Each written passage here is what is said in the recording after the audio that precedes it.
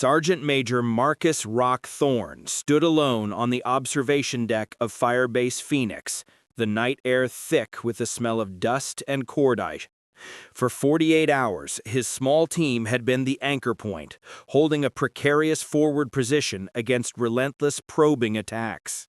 His men were down to a handful of functional weapons and dangerously low on water.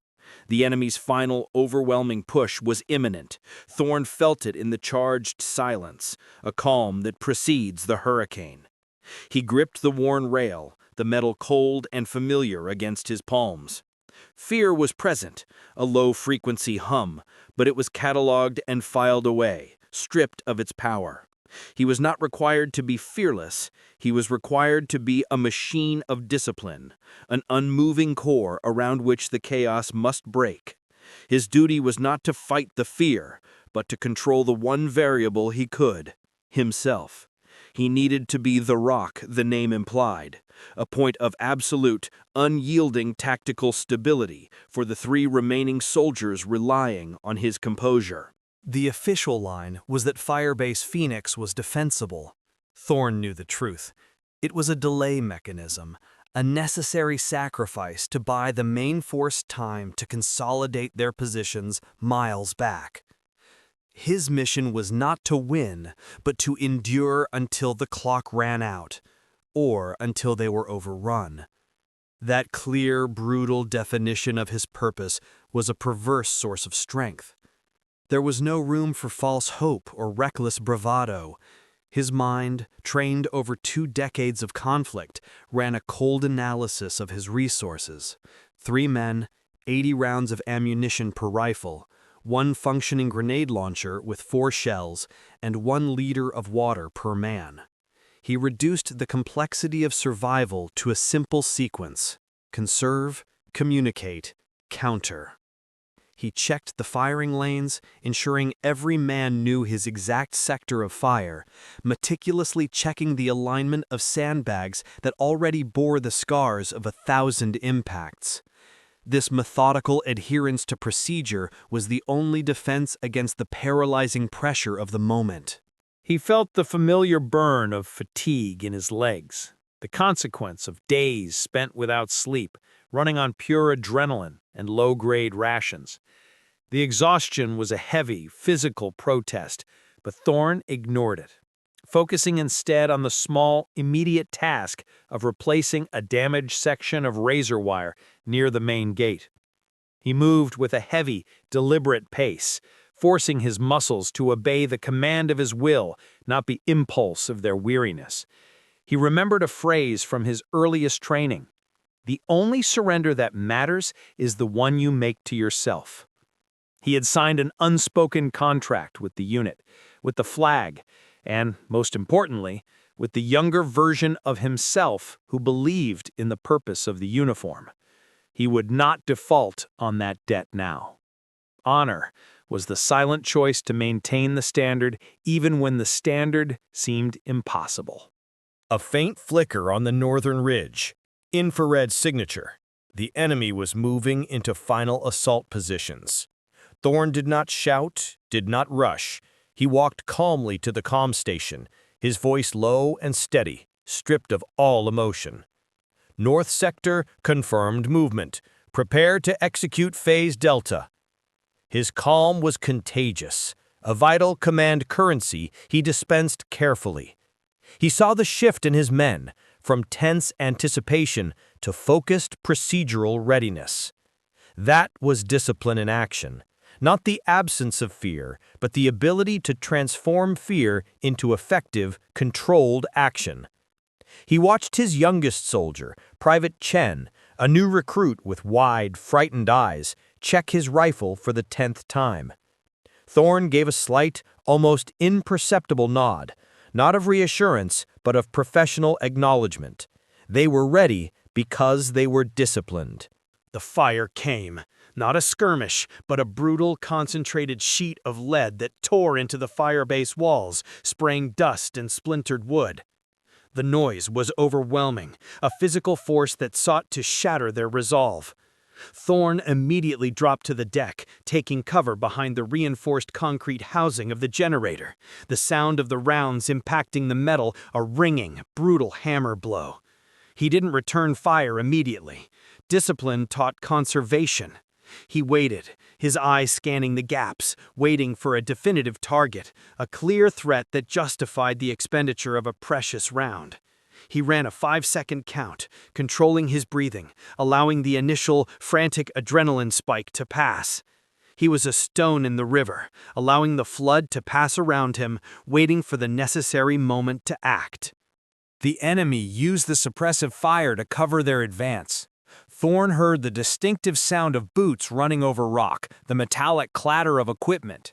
They were close. "South Sector 3 running, engage on my mark," he ordered, his voice cutting through the noise with cold authority. He calculated the angle, the distance, and the limited cover available to the approaching threats. He squeezed off 2 controlled, precise bursts from his rifle, 2 confirmed impacts. The disciplined soldier does not waste ammunition. He makes every round count, turning a desperate defense into a surgical counterattack.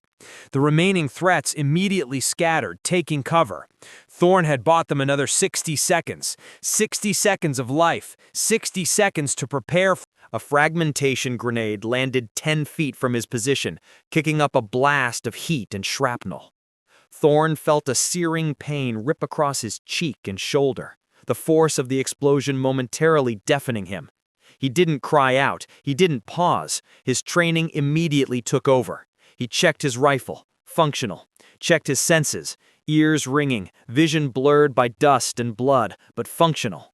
He applied a quick, improvised pressure patch to the shoulder wound, a purely mechanical action, performed without thought, focusing on the tactical situation. He saw the enemy advance again, using the blast to press the advantage. He raised his grenade launcher and sighted the lead threat, pulling the trigger. The shell impacted, silencing the immediate threat and forcing the others back. The wound was now bleeding freely, soaking his uniform. But the intense physical pain had triggered a state of cold, almost euphoric clarity. The noise of the battle seemed distant, muffled. Thorne was operating in the ultimate state of flow, where thought and action were instantaneous and fused. He was simply the function of the mission, a complex weapon system performing its designated task. He saw Private Chen slump against the wall, his rifle slipping. Not a fatal hit, but incapacitating. Thorne crawled towards him under heavy fire, ignoring the enemy rounds impacting inches away, the mission package still secured against his chest. His duty was to the mission and to his men.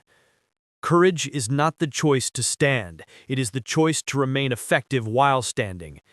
He pulled Chen back, securing the rifle, and barked a single clear command. "Stay still! Conserve pressure!" Thorne reassigned the sectors, compensating for the loss of Chen. 2 men now held the line, covering 360 degrees, under the command of a wounded sergeant major running on fumes and sheer willpower. He knew this was the breaking point, the moment where physical limits demanded surrender. But discipline provided the override. He thought of the centuries of soldiers before him who held the line when the odds were impossible, not for glory, but because the line had to hold. This was the inheritance of honor, the weight of the collective commitment. He was simply the temporary custodian of that tradition. He took up Chen's weapon, adding its firepower to the defense, his every movement a deliberate, conscious rejection of the agony coursing through his body.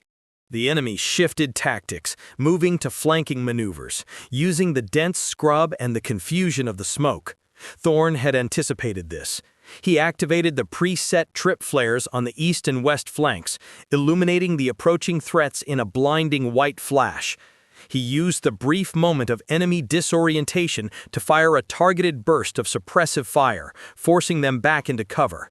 This was the geometry of survival, using terrain, light, and anticipation to negate the enemy's numerical superiority. He spoke continuously to his remaining men, not with encouragement, but with objective, necessary commands. West 300, short bursts, conserve ammo. East flank, shift right 10 degrees, watch the low ground. His voice was the anchor, the rhythmic metronome of their defense. The pain in his shoulder was now a throbbing, relentless drumbeat, turning his left arm heavy and difficult to control. He switched to operating his weapon primarily with his right arm, compensating for the loss of strength and fine motor control by adjusting his stance and his breathing. He did not permit himself to check the wound again. Distraction was a luxury he could not afford. His mind was compartmentalized: the mission, the tactical picture, the immediate next action. The bleeding, the pain, the fatigue, these were locked away in a separate chamber, labeled "dealt with later." This enforced mental isolation was the ultimate measure of his military discipline, the rejection of the subjective for the objective necessity. He realized he was fighting against not just the enemy outside, but the one inside, the voice of self-pity, the urge to collapse. He countered this internal attack with the simple, brutal truth. The moment he succumbed, his men died, and the mission failed. The integrity of the line depended entirely on his refusal to fail. He had to be the immovable object. He looked at the few remaining rounds in his magazine, calculating the precise rate of fire he could maintain for the next 20 minutes. He reduced the 3,000 seconds of remaining time into 60 bursts of fire, planning the usage like a finite, precious resource. He would not run dry, he would run out of threats. A direct hit from a mortar slammed into the western wall, collapsing the sandbags and exposing the position. The force of the impact threw Thorne across the deck, slamming him into the concrete. He lay stunned for a second, the ringing in his ears deafening, the smell of burning explosives filling his lungs. He forced himself to move, crawling back toward the breach. His movements were slow, agonizing, but they were forward. He reached the gap, using a discarded length of steel as a makeshift barrier, his hands working automatically to shore up the defense. He knew that the enemy would rush the gap, exploding the tactical advantage. He sighted 3 enemy fighters rushing the breach. He didn't engage with his rifle, too exposed. He reached for his final 2 grenades, pulled the pins, counted 2 seconds, the critical fraction of time that denies the enemy the chance to throw them back, and tossed them through the gap. The dual explosion was immediate, devastatingly effective, slamming the assault shut. The enemy fire paused, momentarily stunned by the precise, violent counter. Thorne used the brief lull to check on his men. "Status," he rasped, his throat dry and metallic. "Green, Sergeant Major. Holding," came the immediate, disciplined reply. His calm had become their shield. He grabbed the radio, his hands slick with blood and sweat, and sent the final coded message to command.